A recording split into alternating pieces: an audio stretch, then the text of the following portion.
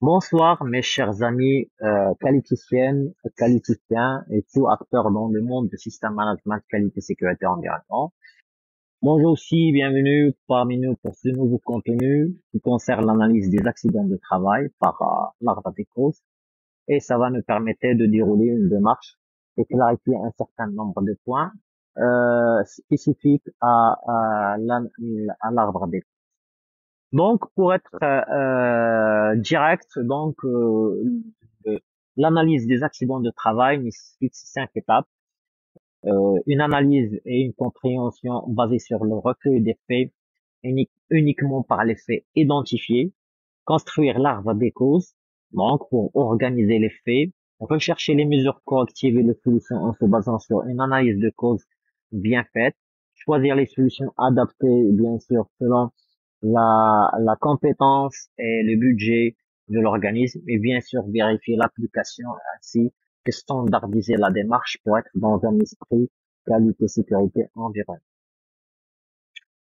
La première étape, analyser et comprendre, généralement c'est mener une enquête.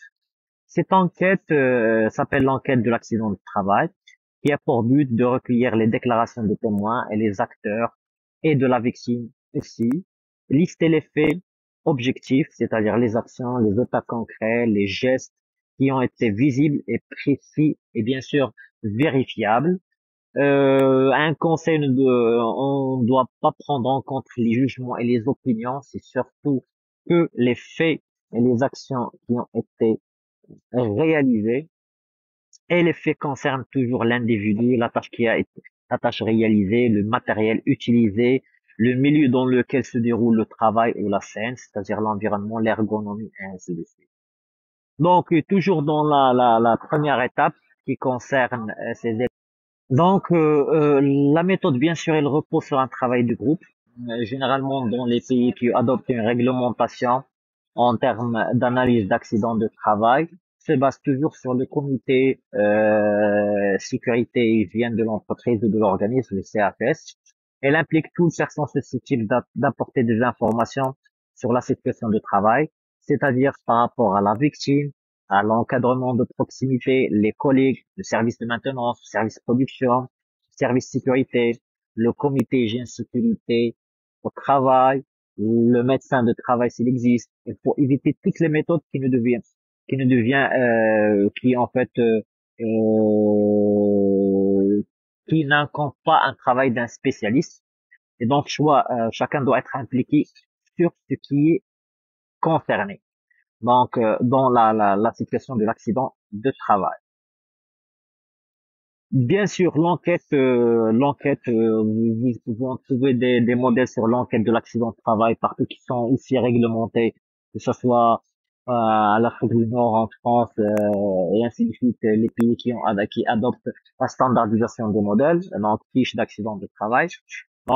Sur le lien du descriptif de la vidéo, on va vous permettre de télécharger la procédure de l'analyse des accidents, de traitement des accidents de travail, mais aussi la fiche spécifique à l'accident de travail ainsi que les actions correctives par rapport à cela. Donc l'enquête, c'est une observation des lieux de travail, la situation à risque. Il faut préciser ce qu'on appelle les situations dangereuses. Donc les encombrements, le blocage des accès, les situations à risque, le contenu du poste de travail en termes de matériel, d'ergonomie. L'objectif du poste de travail, c'était quoi l'objectif à faire?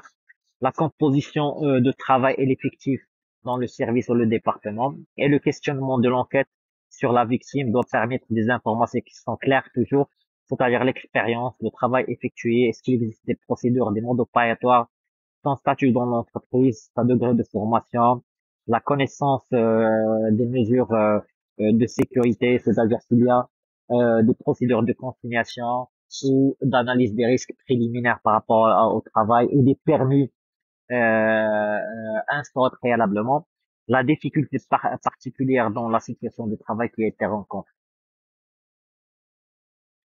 Donc aussi, l'enquête doit être concentrée sur ce qui faisait la victime au moment de l'accident, de quelle manière elle prenait pour réaliser sa tâche, sa situation, les circonstances inhabituelles survenues au moment de l'accident, est-ce qu'il y a une modification apportée par rapport au procédure et au mode de travail, et aussi sur le matériel utilisé, les installations spécifiques au cours d'intervention, les raisons pour lesquelles ce matériel a été utilisé, pour savoir le but et l'objectif de poste de travail, les risques connus, les conditions d'utilisation, la conformité des machines, s'il y a des contrôles réglementaires spécifiques à ces appareils ou ces installations, mais aussi est-ce qu'il y a des mesures de protection des arrêts d'urgence et ainsi de suite, ou de cachetage en cas de matériel tournant. Donc aussi, l'analyse se concentre sur le milieu de travail en termes d'organisation de postes, de flux, comment le travail est réparti, les moyens mis à disposition en termes de dimensionnement des équipements, dimensionnement des effectifs, des ambiances, c'est-à-dire tout ce qui est éclairage, température, qualité de l'air, mouvement et ainsi de suite. La qualité en fait sociale au niveau de l'équipe, en relation de l'équipe de travail, socialement parlant, mais ça reste un peu subjectif. La communication, c'est-à-dire l'hierarchie, les modes de communication au sein de ce service. Et finalement, on va deuxième étape, pardon, c'est la construire l'arbre des causes pour organiser les faits. C'est-à-dire là, on va organiser les causes en partant du fait, c'est-à-dire en partant de l'accident de travail, et on va faire un trace back, un retour vers les causes, c'est-à-dire on va démarrer par l'accident, les faits inhabituels, c'est les faits habituels ayant joué un rôle direct sur la victime, ses missions, le matériel, le milieu utilisé. Donc, comme vous voyez dans ce schéma, donc il y a la blessure. La blessure a été générée par quoi? C'est le fait. Et on doit se demander la question suivante. Est-ce que c'est suffisant que le fait peut générer la blessure? Et comme ça, on va plus ou moins bifurquer notre cause en deux branches. C'est-à-dire de la même manière, c'est-à-dire un fait X, elle doit, qu'est-ce qu'il a fallu pour arriver à un fait Y? Et est-ce que le fait X est suffisant pour générer la situation Y? Donc, c'est cela, c'est-à-dire le fait X. Donc, directement, qu'a-t-il fallu pour générer la situation X? C'est un fait Y. Est-ce que c'est suffisant? C'est non. Donc, ça génère la deuxième branche, qui est le fait Z. Ici, qu'est-ce qu'elle a, c'est-à-dire qu'est-ce qu'elle a fallu pour ajouter ça? Et on va demander, est-ce que, en fait, cela est suffisant? Et sur le fait Y et le fait Z, on va dérouler notre 5 pourquoi de la même façon. C'est-à-dire, par exemple, le fait 1-1, c'est quoi sa cause? C'est le fait 1A. 1A, est-ce que c'est suffisant pour donner le fait 1B et ainsi de suite jusqu'à le fait Z? Et à la fin, on va plus ou moins construire notre arbre des causes en se basant sur les 5 pourquoi, mais aussi en se basant sur la deuxième question, est-ce que c'est suffisant que la cause produit le fait ou l'effet qu'on a vu dans la situation précédente? Donc, c'est ça en fait. C'est-à-dire, on va construire l'arbre des causes à la base de la relation x1, x2, y, de la même origine pour le y1, y2 par rapport au x et ainsi de suite pour construire notre arbre des causes. Donc, pour chaque fait de l'arbre des causes, il faut rechercher les solutions qu'on a trouvées par rapport à chaque cause en se basant sur les causes racines en termes de 5 pourquoi. Et pour ça, c'est-à-dire l'action, qu'est-ce qu'il faut faire pour éliminer le X? Donc, c'est là la proposition des actions par branche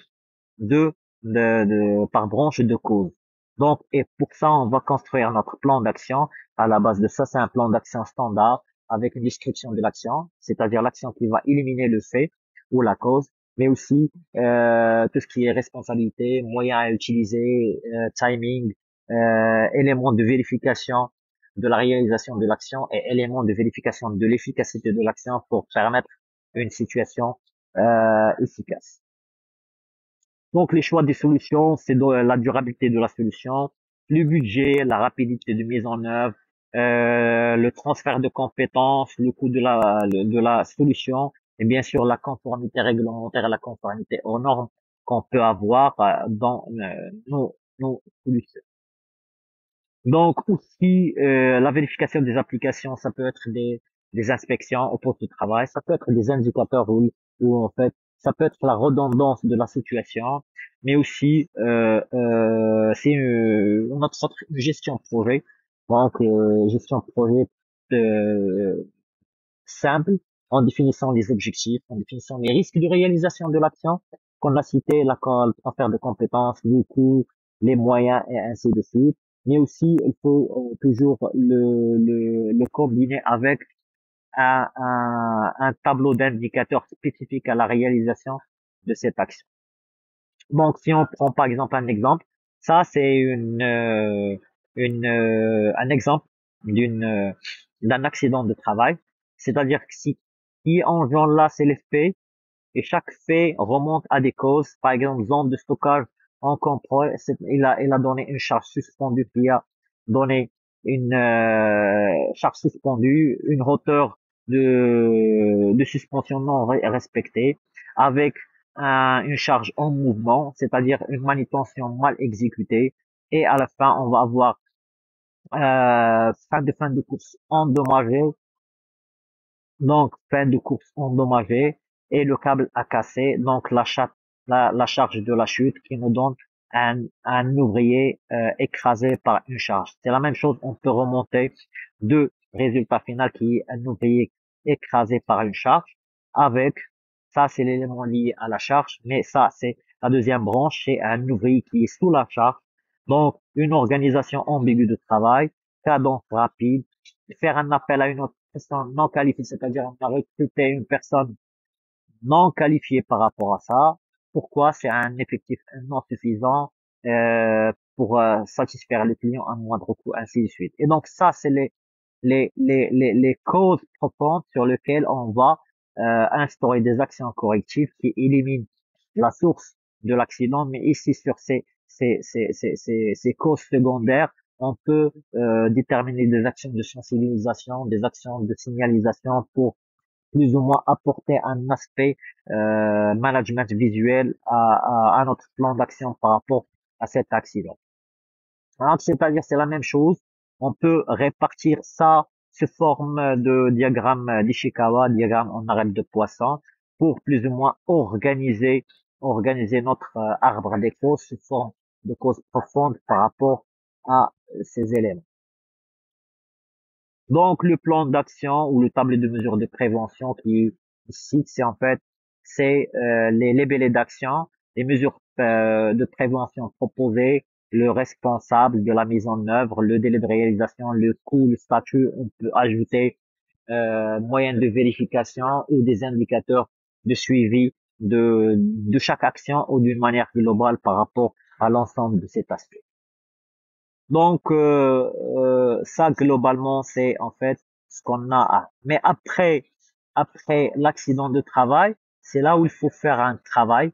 Après l'analyse de l'accident du travail, qu'est-ce qu'on doit faire? C'est là où on ajoute un peu l'évaluation des risques, c'est-à-dire il faut mettre à jour votre évaluation des risques ou votre analyse des risques en termes d'identification de danger, en termes bien sûr de cotation de risque. Il faut revoir la fréquence, bien sûr. Il faut revoir aussi votre paramètre de cotation en termes de gravité, en termes d'exposition, en termes de degré de maîtrise pour updater ou mettre à jour votre grille de cotation de criticité, que ce soit à deux caractères, à deux paramètres ou en se basant sur les trois paramètres liés à votre situation. Ça peut ajouter même la réglementation comme indice d'évaluation pour mettre à jour votre analyse de risque afin que l'accident ne survienne pas. Donc, c'est ça en fait un peu la situation de travail qui est a des bénéfices et a des points négatifs. Les bénéfices donc de votre travail, ça peut être salarial, l'évolution, mais l'effet négatif, ça peut être sur la santé. C'est pour ça qu'il faut être vigilant par rapport à ça. Il faut avoir une situation plus ou moins éveillée par rapport à la situation du reste. Merci beaucoup. On vous attend vos commentaires, vos partages. Bien sûr, si vous voulez un thème qu'on le développe toujours dans le monde de la qualité, sécurité, environnement, que ce soit d'ordre normatif, d'ordre documentaire ou d'ordre de bonnes pratiques, management, qualité, sécurité, environnement. Laissez-nous un commentaire, on pourra faire le nécessaire pour partager avec vous les meilleures bonnes pratiques. Merci beaucoup et à la prochaine.